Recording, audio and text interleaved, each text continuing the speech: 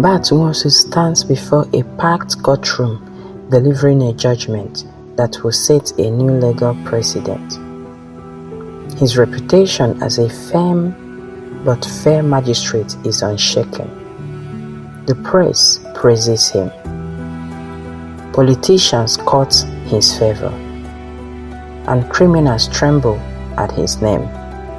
But when he steps into his mansion that evening, the applause of the courtroom fades into the deafening silence of his broken marriage. His wife, Professor Adora Nwosu, barely acknowledges him. Once a woman who admired his ambition, she now looks the sights of him. Their conversations are cold, calculated, and filled with unspoken resentment. Adora is planning a quiet escape. She has applied for a transfer to a university in another state, a move that will finally grant her the peace her marriage never did. His children, Chidi and Emeka, glared at each other across the dining table. Their rivalry palpable. Chidi, the eldest son, carries the arrogance of his father but none of his discipline. Emeka, the younger son, borne his silent resentment, convinced that his father always favored Chidi. Their sister Amara refused to engage with either of them. She watches her family unravel like an outsider studying a tragedy. In the hometown of Umuaka, Bat Nwosu is not a revered figure. He is a valiant.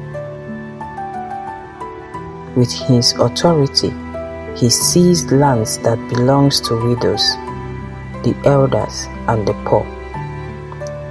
What was once a sacred ancestral land became the foundation of his extravagant mansion, a house that towered over the village like an uninvited king.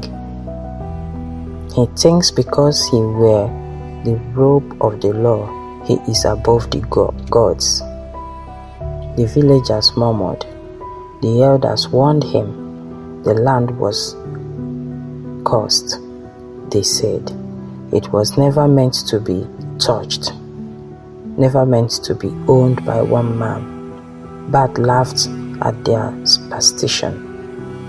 He was a man of the law, not of mere spirit. But then his first son, Chidi, died. Chidi's death was sudden and unexplainable. One night, he was full of life, arguing over inheritance rights with his brother. The next morning, he was found lifeless in his bedroom, his eyes wide open in terror, his lips frozen mid-scream. The autopsy revealed no cause, no heart attack, no stroke, no poison, nothing. The spirits of the land have taken their revenge. It is the cause of the widows whose land he stole. This is just the beginning. At Chidi's funeral, Bat expected the community to gather as they always did when a dignitary's child passed. But the compound remained empty. The only mourners were his immediate family and a few first acquaintances.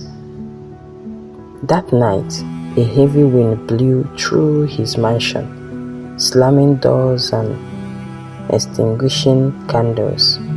Bat's wife woke up in a cold sweat, convinced she's heard Chidi's voice whispering from the walls.